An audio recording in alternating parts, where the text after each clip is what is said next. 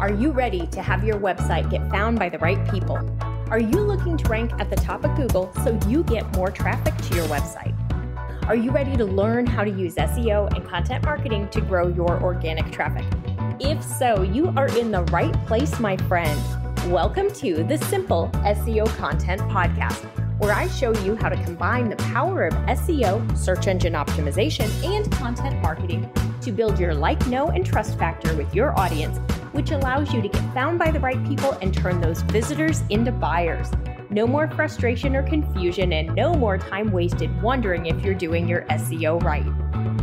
It's time to learn how to use SEO and content marketing to grow your business.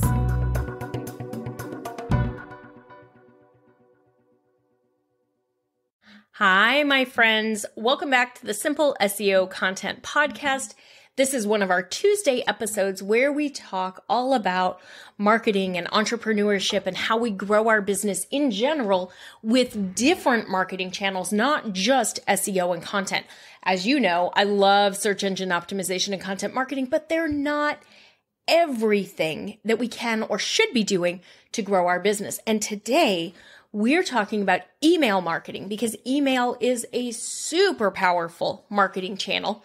It's another one that's low cost. It's not completely free like some, but it's low cost. You do have to pay for your email service provider unless you're still very small, very new, and you're using MailChimp, because MailChimp does have a free tier that is a great option when you're first starting out.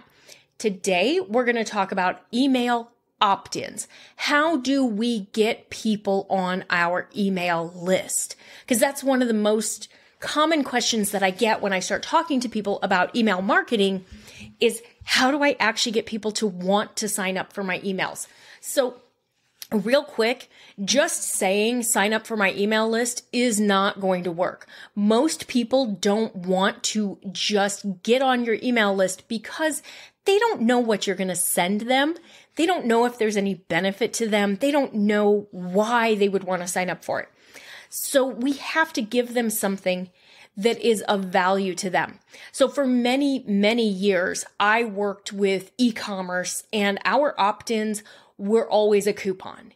You know, sign up now, get 10% off. Sign up now, get 15% off your first order, get $75 off your first order. Email marketing opt-ins are super easy for e-commerce. So if you're an e-commerce seller and you want to offer a coupon, you want to offer free shipping, you want to offer 10% off, $20 off, whatever, that's basically your opt-in. It's really easy. But for other industries, it's a little more challenging because we don't necessarily have a coupon code, and our customers probably aren't really ready to make a purchase immediately the way that somebody might be when they're looking at an e-com site. So let's pretend that you're a photographer and you specialize in newborn photography. You might create a new mom's or new parents guide. Let's go new parents, so we're not excluding dads or anything like that. A new parents guide or a guide to the perfect newborn photo session. And in that guide, you would give tips about when to feed the baby and what temperature to keep the house. And maybe you would give ideas on props, or you'd give ideas on the perfect age to do it. I remember receiving a guide like this from my photographer when my son was probably before I had him, because we did his newborn session when he was like 8 or 10 days old. And so she had this guide that told me exactly what to do to prepare for it because I didn't know what to do. That would be a fantastic opt-in for a newborn photographer. If it was a photographer who was doing family photos, maybe that opt-in would be a list of locations in the community. These are fantastic locations for family photos. Or maybe it would be a guidebook on how to pair clothing colors with some sample clothing ideas to make it easier to figure out what to put everybody in. For me, my opt-ins include the SEO Content Quick Start Guide, because if people are coming to me brand new and they don't really know where to start with it, they need something that's easy to understand. Then they have the free class. Those are both opt-ins. In both instances, those bring them into my world and get them on my email list.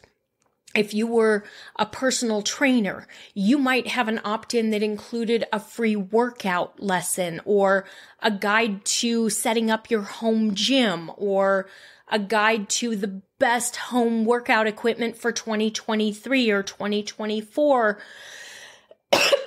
You want to think about who is my ideal customer and what questions do they have and how do I help them?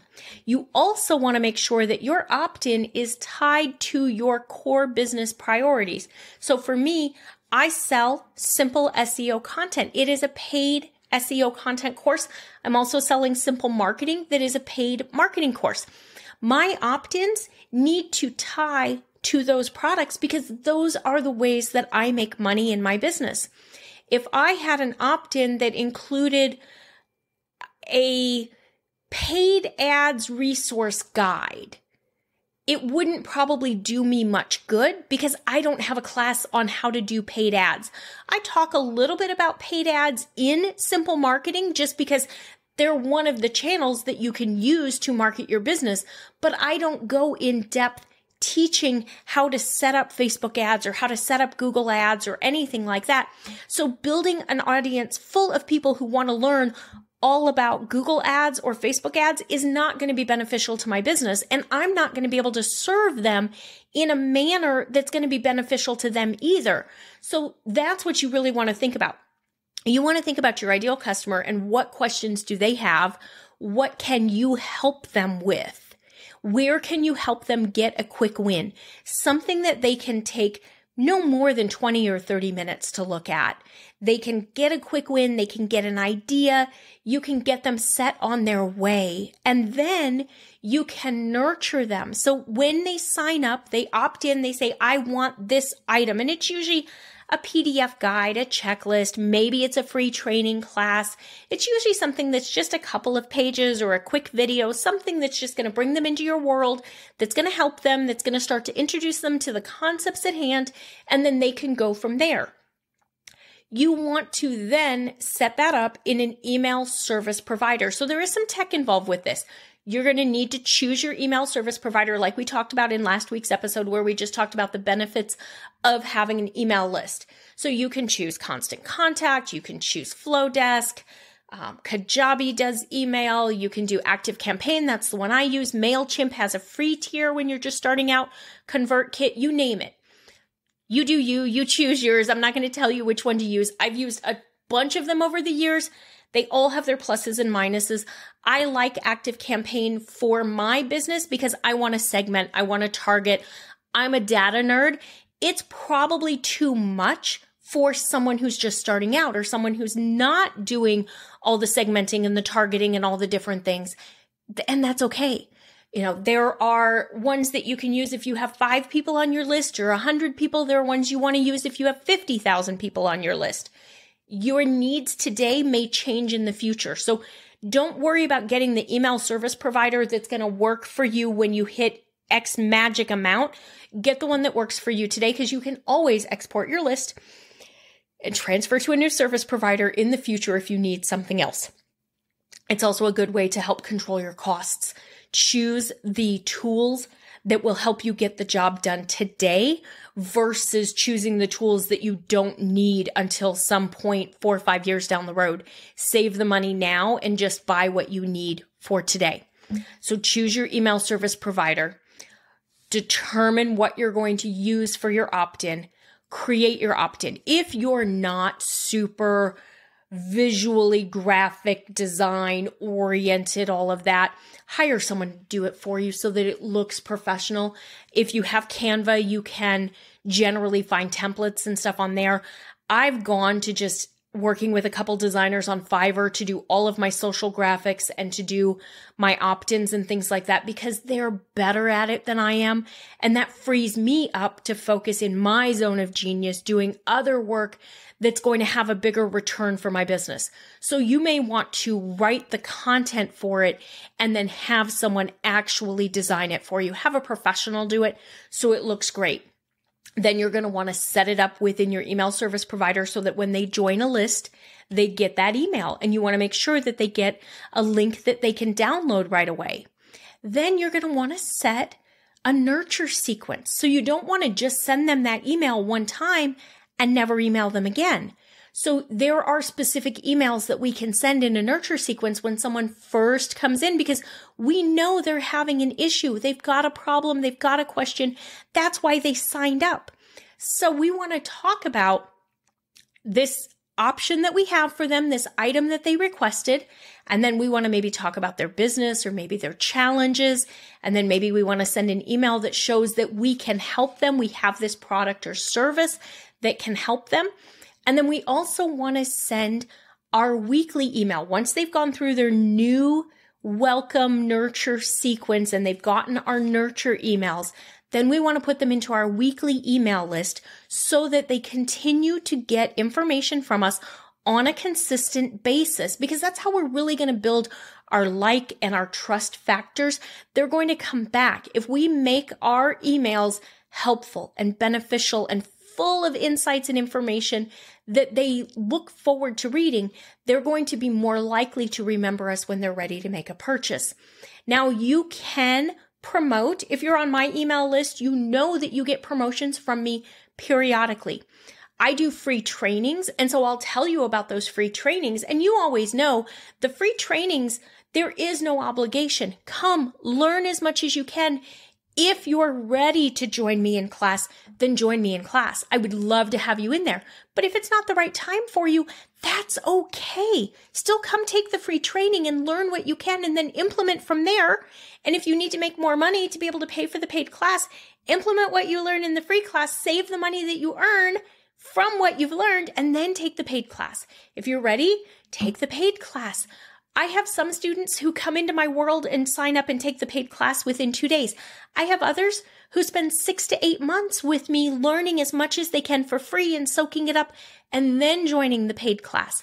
You want to make sure that you're providing value for everybody on your email list each week. So if you have multiple ideal customers and you have different opt-ins, you may want to do more than one email a week to that segment. Don't send a bunch of emails each week unless you're in a promotional period. Don't send a bunch of emails each week because that's overwhelming. If you're in a promotional period, give people a way to opt out and just say, dude, I like your emails, but I don't want to hear about this promotion. That's okay too. You have to make sure that you're providing value for them.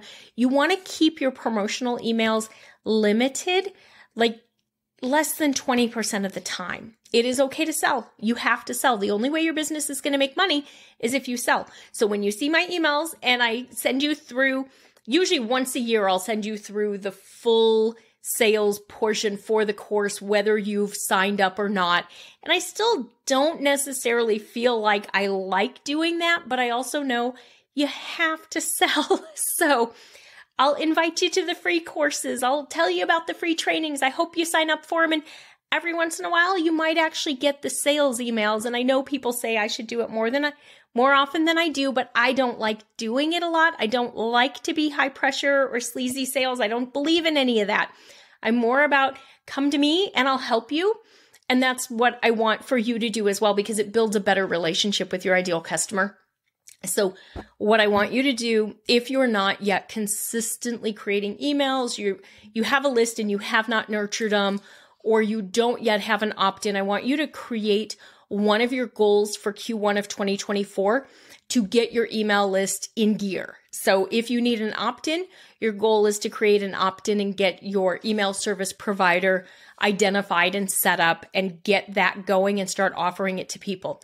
If you have a list, but you're not emailing on a regular basis, then I want that to be your goal for Q1, to get yourself into the habit of emailing once a week. If you are promoting heavily and you're not providing value, I want you to change that around and start providing more value and less promotion in your weekly emails so that your list will improve, so that people are excited to get your emails and they want to work with you when they're ready. If you have any questions about how you create an opt-in or what you do or how you share it everywhere. You put it on your blog post, you put it on your website, you talk about it on social, you share it. If you have a podcast, if you do an interview somewhere, You always, always, always offer whatever opt-in you have that's going to be the most beneficial to them. Go take my free class, grab my guide, get the checklist, take the free video, whatever it is that you have that's going to help them. As long as your opt-in is helpful, you'll be fine. They'll sign up, and then it's up to you to take that relationship to the next step and to nurture them and to keep in touch on a regular basis. And then periodically invite them to a free training or give them a little gift or, give them an option of your new fall lineup or whatever it is. You have to invite people to work with you so that they know, oh, I can buy from her. But build your email list and protect it because it's one of the best assets that you can have for your business. If you have any questions, you know how to find me, email me or DM me on Insta at Etched Marketing Academy. I would love to chat with you. If you are ready to join Simple Marketing, you can join right now. We are in session, or we will be in session again in February. All right, I'll see you guys. Bye for now. That's all for today's episode of the Simple SEO Content Podcast. I want to thank you so much for joining me. Make sure you visit my website, etchedmarketing.com, and visit the freebies tab. Right there, you're going to find the SEO Content Quick Start Guide along with the free SEO class. So you'll have everything you need to know to get started with SEO and content marketing. Then do me a favor, if you wouldn't mind, if you would do a rating and a review of this podcast on your favorite platform. That would really help spread the message, and I do greatly appreciate it. If you have any questions, you can always DM me on Instagram at Etched Marketing Academy, and I will see you right back here next week.